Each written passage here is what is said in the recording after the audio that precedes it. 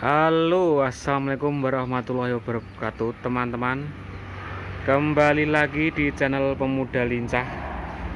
Oke, bro, kali ini Pemuda Lincah pergi ke kolam yang satunya. Kita cek. Ternyata setelah yang kemarin di kolam satunya sudah berhasil teratasi, ternyata yang di sini ikut-ikutan. Akibatnya adalah mati atau meninggal. Nih, bibit lelenya. Oke, sebelum lanjut ke videonya, saya kasih sedikit informasi buat teman-teman. Banyak faktor yang mempengaruhi tingkat kematian ikan lele, khususnya pada benih lele ukuran 57. Banyak faktor. Mungkin teman-teman semua bisa melihat sendiri keadaan kondisi kolam yang terlalu keruh, dan setelah saya lihat tadi ternyata masih banyak daun-daun pepaya. Ya, emang tujuannya supaya ada penghijauan, tapi sebaliknya teman-teman, jika terlalu keruh dan terlalu hijau juga tidak baik untuk pertumbuhan bibit ikan, khususnya ikan yang kecil atau ukuran di atas 4, 6, 5, 7 dan sekitarnya. Nih contohnya meninggal. Ini bukan karena kelaparan, karena ini setelah saya cek tadi di perutnya itu tidak ada sisa-sisa pakan. Nah, kan banyak faktor nih kenapa bibit meninggal itu, banyak faktornya. Pertama, bisa karena cuaca yang sedang tidak menentu, atau cuaca hujan, atau pemberian pakan terlalu kenyang, atau padat populasi pada kolam ikan. Sebenarnya ini kolam ukuran 2x4 ini dengan bibit tebar 2000 ikan tuh sebenarnya sudah terlalu banyak. Cuman bisa dibilang bisa ditebar dengan jumlah ikan yang segitu bisa, tapi asalkan perawatannya juga sangat teliti atau sangat detail lah, sangat rewel katanya. Nah, ini sebagai contoh, setiap hari di kolam yang satu ini meninggal mati sekitar 10-20 ikan, bahkan bisa lebih ya. Nah, ini setelah saya cek tadi kesini, ternyata nih Mas Anto ini baru membantu membersihkan. Kemarin kolam yang sebelah saya udah saya atasin dan alhamdulillah berhasil. Nanti saya kasih tahu video selanjutnya. Nah, ini akan saya kasih tahu sistem yang seperti kemarin teman-teman. Nggak usah bingung, pokoknya dengan modal 0 rupiah bisa mengantisipasi tingkat kematian pada ikan lele, khususnya ikan lele yang masih kecil. Nah, di sana Mas Santo melakukan pembuangan kotoran pada dasar kolam. Ini, wah, kita kuras sampai setengahnya ini Mas Santo nanti, biar kita bisa ganti tambahkan air yang sudah kita endapkan. Untuk sebelahnya itu ada air bersih yang sudah kita endapkan selama 2 minggu. Jadi aman, tidak seperti yang tempatku kemarin harus pakai keran, harus kita kocorkan, kita kasih garam. Nah, ini kita lihat nih, cuma dikurang di situ airnya. Ya wajar, kita semua baru belajar teman-teman.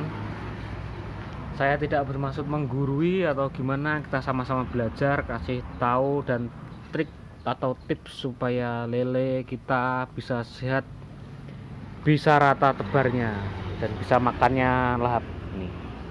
Nah, seperti yang teman-teman lihat di sebelah sana kan masih ada itu apa tuh, daun pepaya itu kan nih udah terlalu hijau sebenarnya nih, keruh airnya, bisa kita lihat di embernya guys.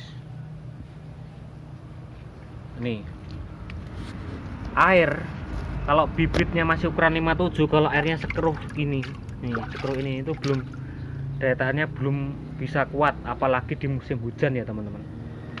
Ingat, di musim hujan beda lagi kalau di musim kemarau.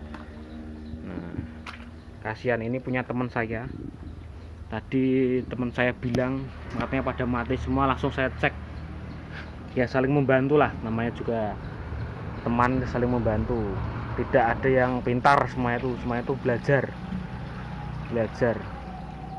Nah, nih ini akan saya kuras sampai setengah semua. Nanti saya netralisir Setelah saya kasih air yang di sebelah sana, nanti akan saya netralisir menggunakan E4 atau probiotik. Nah, kenapa yang di sini pakai probiotik, yang di sana nggak pakai probiotik? Ya bedanya teman-teman, yang di sana tebarannya sekitar 1000 aja, kalau yang di sini 2000. Jadi banyak bibit di sini, maksudnya kebanyakan di sini 2000. Jadi harus menggunakan probiotik, setidaknya membantu, karena tidak cukup dengan daun pepaya atau pengurangan air itu tidak cukup ya. Kita harus kasih probiotik seperti E4, garam secukupnya. Ntar saya tunjukkan videonya. Oke, seperti ini. Ini pada mengambang ya teman-teman, lihat ya, pada mengambang.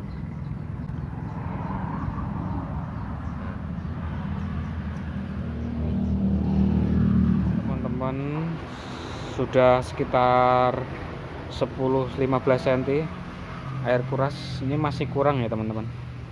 Dan tadi saya sudah masuk ke dalam kolam pelan-pelan, yang penting pelan-pelan, jangan terlalu cepat karena bisa membuat ikannya stres ya. Pelan-pelan aja, biar apa? Biar kotoran yang mengendap atau bangkai ikan yang mati di dasar tuh naik ke atas. Dan ternyata benar, setelah yang tadi itu sudah saya buang bangkainya, ini yang dari dasar kolam, ini beda lagi nih. Jadi kesimpulannya ternyata masih ada bangkai yang mengendap di dasar kolam. Ini setelah saya lakukan penanganan seperti ini, nanti seminggu setelah ini akan saya sortir langsung. Karena apa? Karena sudah tidak sesuai kapasitasnya. Dengan terpal diameter segini dikasihkan 2000 itu sudah nggak sesuai ya. Ya mungkin waktu masih kecil tuh dilihat masih muat-muat aja. Oh masih muat, pasti muat. Ya betul. Walaupun dengan ukuran 1x1 kubik atau 1 meter x 1 meter itu pasti juga muat ikan 2000. Cuman permasalahannya bukan di situ, permasalahannya di oksigennya. Nanti ketika kita dimasukkan ternyata berebutan oksigen itu juga bisa menimbulkan kematian. Nah, itu karena ya kata manusia lah, itu kalau umpuk-umpukan itu juga ada kehabisan napas, bisa pingsan atau bahkan ya gitulah. Itu seperti hewan aja, sama lele juga sama. Nah, itu banyak yang di pojokan mengampul itu. Nah, banyak ikan yang mengambang di sana. Ya mudah-mudahan insya Allah lah, setelah penanganan ini ntar kalian bisa lihat sendiri. Kita lihat proses demi prosesnya, jangan di skip ya pokoknya. Oke teman-teman, nah, di sini saya sudah menyiapkan probiotik buat perikanan dan tambak. E4 seperti biasa. Di sini juga saya sudah menyiapkan air 1 liter, kira-kira 1 liter lah. Nah, air ini tujuannya kita akan kasihkan ke kolam yang tadi kita kuras sama kolam yang mau kita pindahkan airnya. Sebenarnya ini airnya udah saya kasih probiotik, udah jadilah, tinggal dipindah aja. Tapi biar apa ya, biar entutnya biar ini ya semakin bagus aja, langsung kita kasihkan aja guys. Ini takaran cukup 3 aja, 3 tutup ini aja takarannya.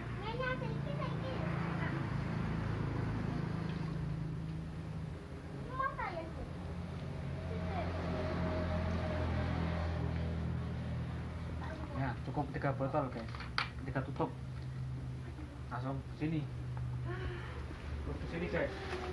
Barah.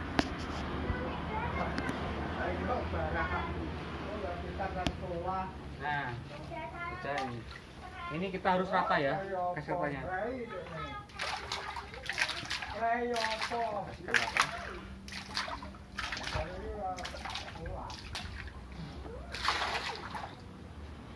Oke, setelah kita udah kasihkan, langsung kita ambil selangnya, kita copot guys, kita pindah yang ke sana.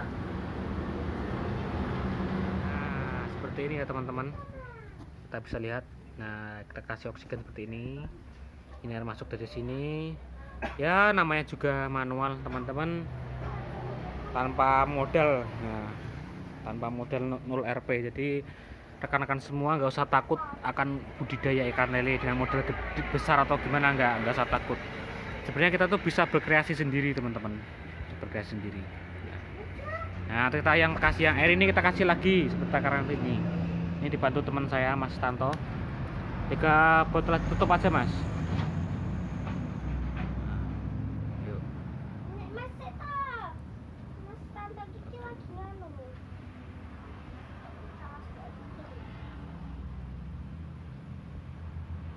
Belakang adanya saya Nah, oke, ya ini yang ini kita kasih ke sekolah yang ini. Nah, tadi aduk dulu. Terus penyebarannya kayak tadi, Mas.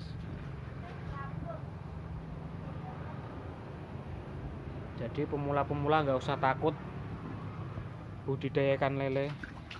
Tinggal cara kita berkreasi lah. Kita tahu namanya sifat hewan ikan kan kayak gitu. Terus tahu karakter ikannya dulu. Gimana? Sip, Mas. Nah, kita tunggu. Setelah ini airnya pulih lagi, teman-teman, kita lihat. Nanti kita tunggu airnya penuh lagi sekitar 15 menitan. Langsung kita tes, kita kasih umpan. Tapi kita tunggu dulu sekitar 1 jaman atau 30 menitan biar airnya steril dulu, mengendap dulu. Nah, kita tes apakah sehat-sehat kembali atau enggak. Oke, lanjut nanti teman-teman ya. Selamat mencoba.